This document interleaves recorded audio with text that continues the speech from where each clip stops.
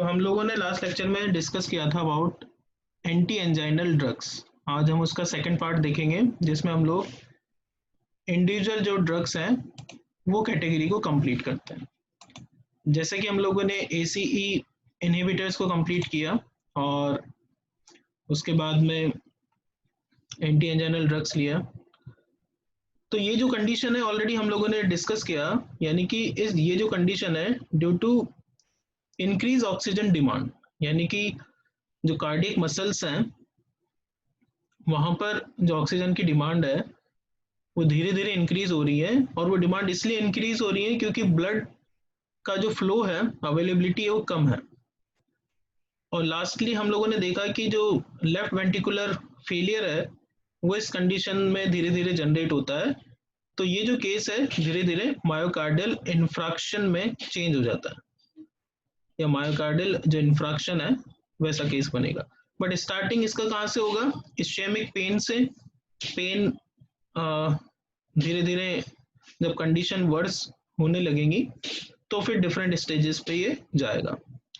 तो जो classification part है हम लोगों ने देखा नाइट्रेट्स, वाइडली यूज्ड जो कैटेगरी है दैट इज नाइट्रेट्स। तो जैसा कि आप लोग देख रहे हैं नाइट्रोस्ट्रेट एक वेल नोन प्रोडक्ट है नाइट्रोग्लिसरीन का, सबलिंगुअल रूट से ये दिया जाता है। और डिफरेंट जो कंडीशंस हैं, या स्पेशली जब हार्ट अटैक की कंडीशन है जहाँ पर फेलियर दिखने लगता है, एक्चुअली जनरल टर्म में हम इस कंडीशन को हार्ट अटैक ही कहते हैं, बट मेडिकल टर्म्स में it is more suitable with myocardial infarction. So individual जो ड्रग है हम लोग फर्स्ट जो कैटेगरी है नाइट्रेट्स को ले रहे हैं, और नाइट्रेट्स में भी हम GTN that is the glyceryl trinitrate, या इसको नाइट्रोग्लिसरीन भी कहा जाता है। It is a volatile liquid which is absorbed on the inert matrix of the tablet and rendered non-explosive. तो इसका जो फॉर्मूलेशन है वो स्पेसिफिकली तैयार किया जाता है और एक वॉलेटाइल लिक्विड है ये, और इसका जो लेयरिंग है वो इनर्ट मैट्रिक्स जो टैबलेट का है वहां पर इसको रखा जाता है। The tablet must be stored in a tightly closed glass not plastic container, lest the drug should evaporate away. The sublingual route is used when sir tightly closed glass में कैसे इसको रखेंगे? तो एयर टाइट तो रखना पड़ेगा ना। यहाँ पर इसका मतलब यह है कि जो ग्लास कंटेनर आप लेंगे, स्टोरेज तो आपको कोल्ड एंड ड्राई प्लेस में रखना ही है। अगर आप उसमें नहीं रखेंगे तो अपने आप ही इसका वो टेम्परेचर की वजह से लॉस होगा, और जब आपने कोल्ड स्टोरेज में इसको रखा है कूल एंड ड्राई प्लेस पे, तो फिर जो स्टोरेज जो कंडीशन है वो तो ऑब्वियस है, इसमें डाउट है क्या? वो टाइटली कंटेनर नहीं रखना चाहिए, रखना तो पड़ेगा ना। ठीक है ना। So next is the sublingual route is used when the terminating an attack or aborting an imminent one is the aim। यानी कि जैसे ही ऐसी जो कंडीशन है वो जनरेट होती है, जैसे लेफ्ट आर्म की साइड में पेन फील होता है और रेडिएटिंग टाइप का पेन होता है, it is different from the other kind of pain. तो उस कंडीशन में जो इमीडिएटली इसको सबलिंगुअल रूट से दिया जाता है। The tablet may B crushed under the teeth and spread over the buccal mucosa। तो जैसे ही ये म्यूकोसा में फैलेगी वैसे अपना एक्शन शो करने लगेगी। It acts with in 1 to 2 minute and peak blood level in 3 to 6 minute. बहुत ही फास्ट इसका एक्शन है because of the direct absorption into the systemic circulation. तो आप लोगों को पता है कि जो सबलिंगुअल है वहां पे बाईपास हो जाएगा liver, where almost 90% is metabolized। अगर वहां से पास होता तो इसका लॉस होगा। तो वेल नोन है ये फाइजर का ये प्रोडक्ट है, 0.3 mg का ये टैबलेट बना हुआ है, और इसमें स्पेसिफिकली है 0.3 mg nitroglycerin tablet contain the same amount and same active ingredient as 300 microgram, मतलब 0.3 और ये सेम है। ठीक है। तो स्पेसिफिक जो कंडीशन है उसके लिए इसको यूज में लिया जाता है। अब इसका जो काइनेटिक्स है या इसके और जो फॉर्मुलेशन है वो किस बिहाफ पर है। The plasma t half is 2 minute and the duration of action depends on the period it remains available for absorption from buccal mucosa. Obvious है कि जितना इसका टाइम इंटरवल यहाँ होगा, क्योंकि जो टी हाफ है वो 2 मिनट है, शॉर्ट टाइमिंग है, तो जितना टाइमिंग यहाँ होगा लगभग उतने में इसका एक्शन आ जाएगा और उतने में ही इसका टाइम पीरियड कंप्लीट भी हो जाएगा। The remaining part of the tablet may be spit और swallowed when no longer needed. तो कुछ एक्सिपिएंट्स होंगे, ठीक है, तो वो माउथ में अगर रहते हैं तो उनको आप स्पिट कर सकते हैं या स्वेलो कर सकते हैं। The sublingual spray formulation has been recently marketed, act more rapidly than sublingual tablet। तो अब इसके सबलिंगुअल स्प्रेस भी आने लगे हैं, जैसा कि आप लोग देख रहे हैं GTN का स्प्रे है सबलिंगुअल स्प्रे। तो it is acting more fastly because already जो इसका जो एक्शन है इसमें कोई एक्सीपेंट नहीं होगा, तो जितना टाइम वहां लग रहा था उससे भी लेस टाइम में it can show it action. The hepatic metabolizing capacity can be overwhelmed by administering a large dose 5 to 15 mg orally। अब अगर ऐसा कुछ रिक्वायरमेंट है कि आपको इसका डोज देना ही है तो फिर आपको लार्ज डोज में इसको देना होता है, ताकि जो 90% है उसके बाद भी जो 10% डोज रहेगा वो काम करेगा। The sustained release oral capsule containing much larger amount of GTN can be used for the chronic prophylaxis। तो यानी कि अटैक ना आए या ऐसे कुछ सिम्टम्स हो तो जो कंडीशन वर्स होने लगे तो उसी टाइम पे दिया जाए, या कोई ऐसे जो पेशेंट है ऑलरेडी एक बार आ चुका है, ठीक है, तो उनको फिर इनका जो SR फॉर्मुलेशन है सस्टेन रिलीज वो दिया जाता है एज अ प्रोफाइलैक्सिस।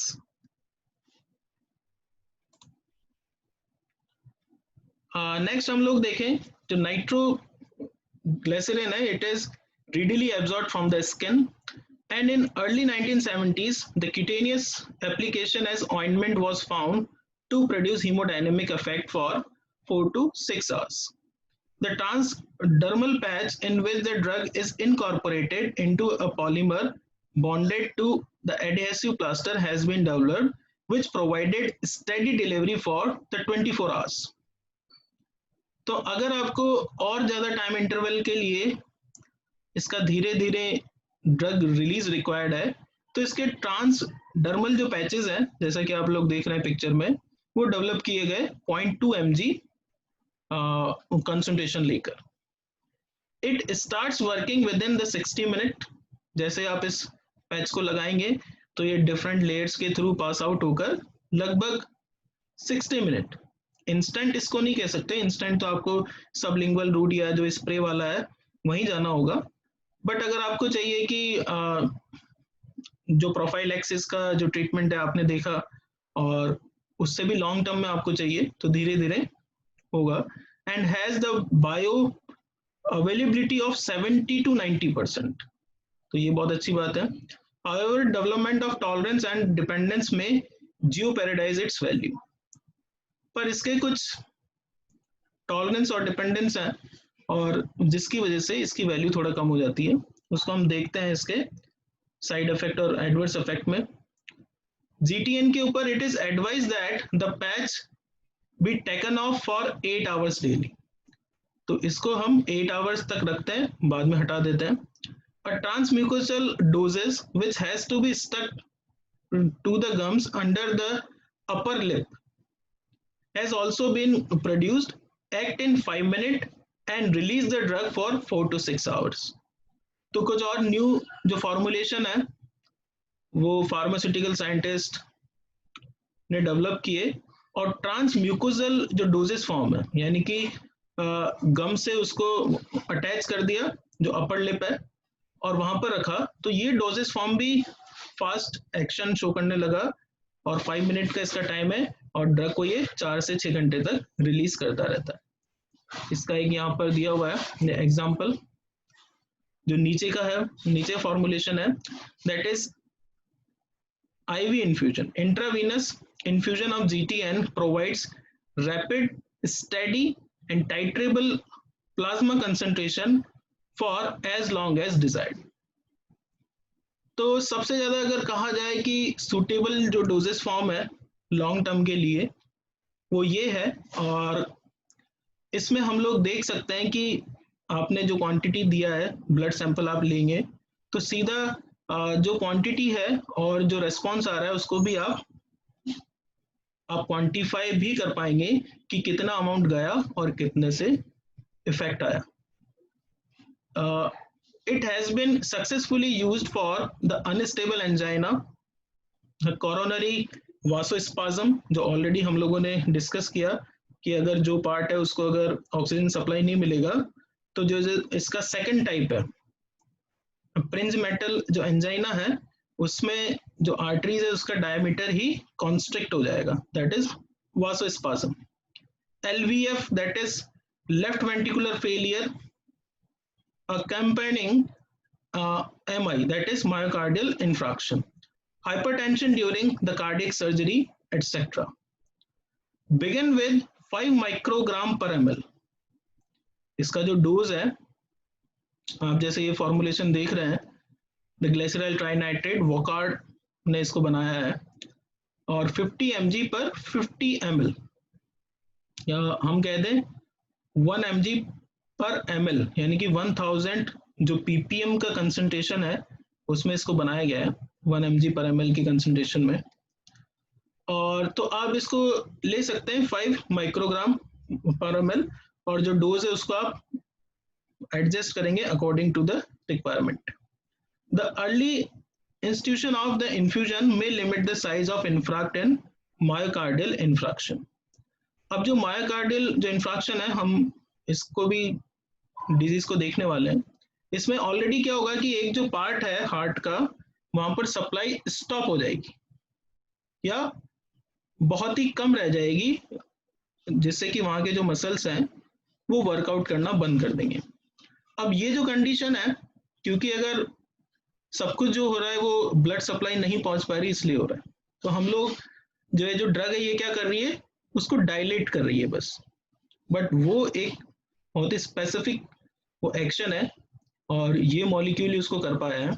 इसलिए जो इन्फ्राक्ट की कंडीशन है वो वर्स ना हो, इसके लिए इसको as a infusion pump, actually एक पंप होता है जो यूज में लिया जाता है, तो वो धीरे धीरे ड्रग को वो रिलीज करता रहता है, infusion pump. Next drug is जो इस कैटेगरी में है, दैट इज आइसोसोर्बाइड डाइनाइट्रेट.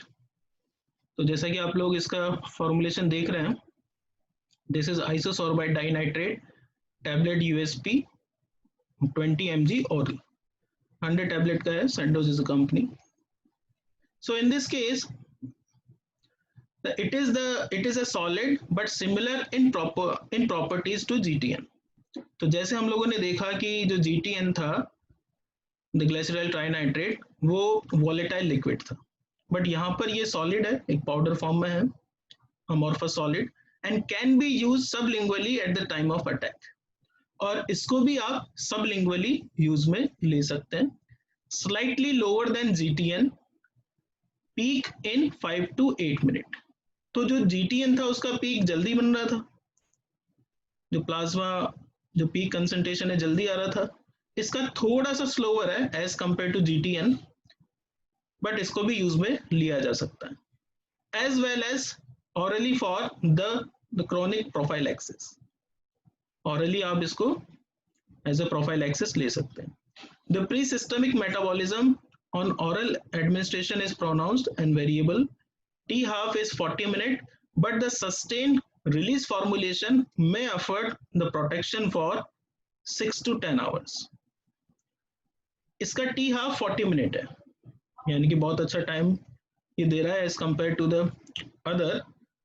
और इसका जो सस्टेन रिलीज फॉर्मुलेशन जो बनेगा वो आपको 6 to 10 आवर तक जो प्रोटेक्शन है देगा. Last dose should not be taken after 6 PM. ये क्वेश्चन ये कभी कभी आ जाता है, और ये इसलिए आता है to allow nitrates level to fall during sleep at night, क्योंकि अगर जो स्लीपिंग का फेज है उस टाइम पे भी अगर नाइट्रेट्स का लेवल बना रहेगा तो फिर इसके जो एडवर्स इफेक्ट हैं, साइड इफेक्ट हैं, वो जनरेट होंगे।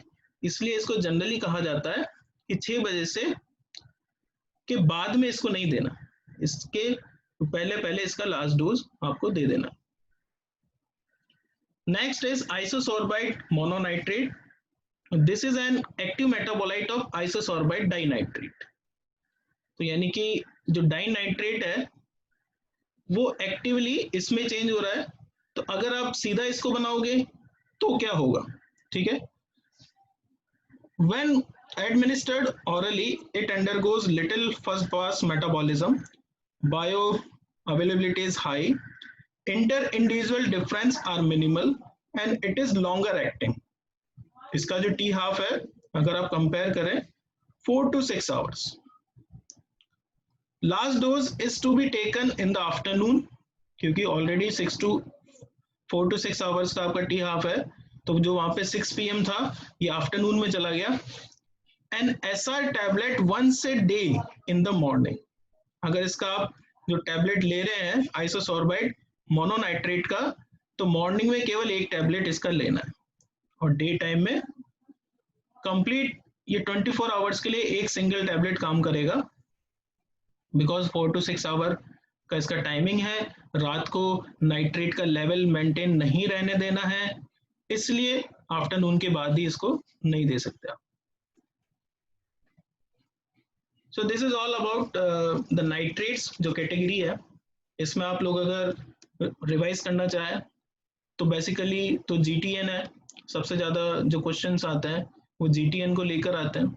इसका पीक टाइम क्या होता है, ये कितने टाइम में एक्ट करती है, जो फॉर्मुलेशन है वो कितने टाइम से बने हुए हैं, ठीक है। तो वो सब कंप्लीट करने के बाद इसके यूज़ क्या क्या है, तो जो SR जो फॉर्मुलेशंस आते हैं वो प्रोफाइल एक्सिस में यूज में लिए जा सकते हैं, या फिर आपको सबलिंगुअल स्प्रे आ गए हैं तो जो टैबलेट है उससे भी ज़्यादा फास्ट एक्शन इनका रहता है। जो पैचेस हैं वो भी हैं ट्रांसडर्मल पैचेस, तो वो भी अपना जो एक्शन है शो करते हैं, और इवन स्टेडी स्टेट जो डिलीवरी है ड्रग की वो मेंटेन करते हैं for the 24 hours. The glycerol trinitrate है, तो ऑलरेडी देखा हम लोगों ने लास्ट में, जो इसका जो इन्फ्यूजन है वो ज़्यादा फ्रूटफुल है उसके रिजल्ट, बिकॉज उसमें रैपिड एक्शन है, स्टेडी स्टेट है, और जो प्लाज्मा जो कंसंट्रेशन है वो क्वांटिफाइबल है।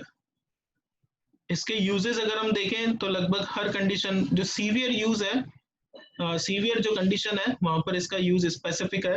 और आज भी जो फर्स्ट जो पिक्चर दिखाया था आपको, नाइट्रोस्टैट की टैबलेट काफी वाइडली यूज में ली जाती है। Now the next category is the calcium channel blocker. तो जैसे अगर आपने रिवाइज किया, हम लोगों ने कल एक मैकेनिज्म ऑफ एक्शन देखा था, हम लोगों ने एक स्टडी किया था कि कैसे नाइट्रेट्स अपना एक्शन शो करते हैं और कैसे जो कैल्शियम चैनल ब्लॉकर है वो अपना एक्शन शो करते हैं। तो जो मैकेनिज्म ऑफ एक्शन है, अगर आपने उस डायग्राम का प्रैक्टिस किया है तो आपको पता चलेगा जो कैल्शियम चैनल है या जो जनरल जो फिजियोलॉजी ऑफ मसल कॉन्ट्रैक्शन है उसमें जो कैल्शियम है उसका सबसे बड़ा रोल है। जो कैल्शियम है वही एक्चुअली रेस्पॉन्सिबल है फॉर द मसल कॉन्ट्रैक्शन। तो जैसे ही जो कैल्शियम है वो अंदर आएगा और MLC के मायोसिन लाइट चेन जो काइनेज है उनका जो फॉस्फोराइलेशन है वो होगा, और उसके चलते एक्टिन और मायोसिन कंबाइन होंगे, और एक्टिन और मायोसिन कंबाइन होने के चलते जो कॉन्ट्रैक्शन है वो देखने को हमें मिलेगा। बट अगर जो कैल्शियम है वही अंदर नहीं आएगा तो जो स्टोर्ड जो कैल्शियम है वो भी बाहर नहीं निकलेगा, तो जो फॉस्फोराइलेशन हो रहा था वो नहीं होगा, और जिसके चलते एक्टिन और मायोसिन कंबाइन नहीं हो पाएंगे। तो एक ये इसका पाथवे। नाइट्रेट्स क्या करता है, जो कैल्शियम की एंट्री उसको भी रोकता है, और जो फॉस्फोराइलेशन का स्टेप है उसको भी वो रोकता है। तो उसके बोथ इफेक्ट हमको देखने को मिलते हैं, इसलिए फिर वो उसका जो इफेक्ट है बहुत फास्ट आता है और वो ज़्यादा बेटर है इन सीवियर कंडीशन। तो इसका जो फर्स्ट कंपाउंड डेवलप किया गया था वो डेवलप हुआ था verapamil and was developed in Germany. ये जो जगह है ये वो जगह है कंप्लीट वर्ल्ड में जहां पे सबसे ज्यादा ड्रग बने, इन 1982 एज अ कोरोनरी डायलेटर। जो सबसे पहले इसका इफेक्ट जो देखा गया था वो एज ए कोरोनरी डायलेटर था। It has an additional cardio depressant property but it's mechanism of action was not known. Fleckenstein showed that it interfered with the calcium movement into the cell. In the subsequent years, a large number of chemically diverse calcium channel blockers with different pharmacological profiles have been produced. तो starting में पता चला कि ये cardio depressant है, उसको जो activity है उसको कम करेंगे। फिर धीरे धीरे ये पता चला कि इनका जो इंटरफेरेंस है वो कैल्शियम के साथ है, और फिर जब इफेक्ट आने लगे तो फिर एज ए डायलेटर इफेक्ट आया, और फिर इनको ये पता चला कि इनके जो ब्लॉकर्स हैं वो नई नई जो कैटेगरीज हैं वो डेवलप हुई। तो फर्स्ट जो कैटेगरी थी ऑलरेडी वो वेरापामिल है, जो कि एक फिनाइल एल्काइल अमीन है और हाइड्रोफिलिक नेचर का है, या जो नार्कोटिक ड्रग है पेपावरीन उससे मिलता जुलता इसका स्ट्रक्चर है। स्ट्रक्चर पार्ट ऑलरेडी आप लोग मेड कैम में देख रहे हैं। निफेडिपिन अगर आप देखें तो ये डाईहाइड्रोपिरिडीन है और लिपोफिलिक नेचर का है। डिल्टाइएजम एक हाइड्रोफिलिक बेंजोथाइएजेपिन है, यानी कि इनका अगर हम नेचर देखें तो एक लिपोफिलिक है, एक हाइड्रोफिलिक है, और इनके डिफरेंट डिफरेंट न्यूक्लियस है। अब इनमें से भी जो मोस्ट पोटेंट कैटेगरी है दैट इज डाईहाइड्रोपिरिडीन्स, एम्लोडिपिन, निफेडिपिन जिसके जो एग्जांपल है, वो सबसे ज्यादा इफेक्टिव या पोटेंट कैटेगरी है। एंड दिस सब क्लास हैज प्रोलिफरेटेड एक्सेप्शनली, यानी कि इसका जो यूज है इस क्लास का सबसे ज्यादा होने लगा। और इसमें से जो वेल नोन सॉल्ट है एम्लोडिपिन है। अगर आप मार्केट में देखें तो इसके बहुत सारे फॉर्मुलेशन है जो यूज में लिए जाते हैं। अब ये अपना जो एक्शन है वो कैसे शो करते हैं, हमने कल जो डिस्कस किया था लास्ट लेक्चर में, तो उस पिक्चर में हमने देखा कि एक चैनल है उसको बंद कर देता है। जो हमने एक डायग्राम और देखा था तो उसमें एक लॉक लग गया था, ठीक है। अब उसको और जो कॉन्सेप्ट है वो कैसे बताते हैं। सो द कैल्शियम चैनल देखा जाए तो there are the three type of calcium channel have been described in smooth muscle. First is voltage sensitive channel, the first category है that is voltage sensitive channel, second one is receptor operated channels, and the third one is leak channels. जो first channel है that is voltage sensitive channel. These are activated when the membrane potential drops to around -40 millivolt or lower. यानी कि जो इनका activation है वो कब होगा, मसल में जो कॉन्ट्रैक्शन की जो प्रॉपर्टी है वो क्यों जनरेट होगी, आप बताइए भाई। जैसे हम हार्ट की बात कर रहे हैं, अभी हम लोग जो कार्डियोवास्कुलर जो सिस्टम है उसको हम लोग स्टडी कर रहे हैं, बट वो तो एक जो एक्टिविटी है वो इनवॉलेंट्री एक्टिविटी है, ठीक है। बट अगर हम जनरल एक स्मूथ जो मसल है वहां की बात करें, फिर हम हार्ट पे जाएं तो बेटर होगा, और वही हम लोग यहाँ से करने वाले हैं। तो अभी जो बात बता रहा है ये स्मूथ मसल की बता रहा है, यानी कि कोई भी अगर मसल है उसमें जो कॉन्ट्रैक्शन की प्रॉपर्टी है वो कब होगा, वो तब होगा जबकि रेस्टिंग जो मेम्ब्रेन पोटेंशियल है वो -40 मिलीवोल्ट से कम जाएगा।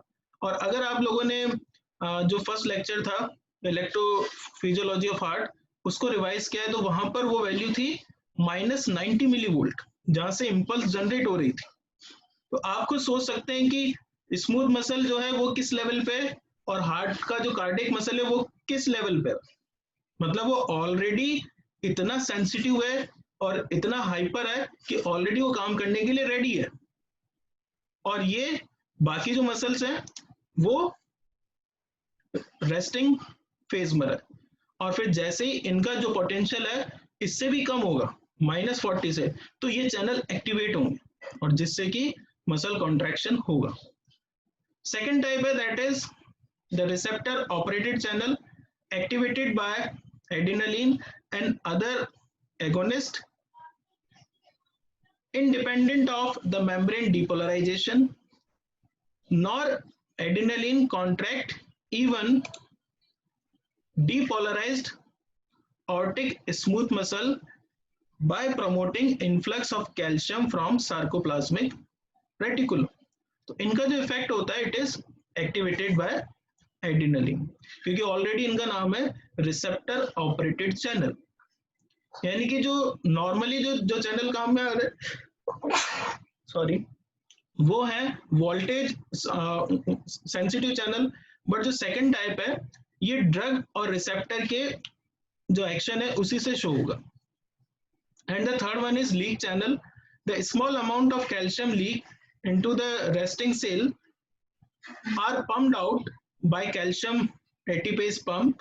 Mechanical stretch promotes in the wall movement of calcium, which may be occurring through activation of leak channel or through separate stretching sensitive channel. अब थर्ड पार्ट क्या कह रहा है, एक स्मॉल अमाउंट ऑफ कैल्शियम जो कि लीक हो गया है रेस्टिंग सेल में, are pumped out by the calcium ATPase. तो एक जो पंप ऑलरेडी काम कर रहा है उससे वो थोड़ा सा पंप आउट हो गया, तो इसको हमने कहा है कि mechanical stretching promote in wall movement of calcium. जैसे ही उसमें एक स्टिमुलस आएगा तो धीरे धीरे जो फिजिकल एक्टिविटी हम लोग करते हैं, स्पोर्ट्स होता है, ठीक है, तो मसल्स वहां पे स्ट्रेचिंग का काम भी होता है, फिर मसल्स आप लोग जंप लगाते हैं, ठीक है, तो वो सारी जो एक्टिविटीज हैं उनमें ये सारे 3 चैनल काम करेंगे। और क्योंकि एड्रेनालिन भी है तो ऑलरेडी ये सीक्रेट होगा, तो ये तीनों चैनल काम करेंगे, बट मेन चैनल अगर देखा जाए तो वोल्टेज सेंसिटिव चैनल है। अब इनके जो ड्रग्स है हम लोग डिस्कस करेंगे। यहां तक आप लोगों को जो डाउट है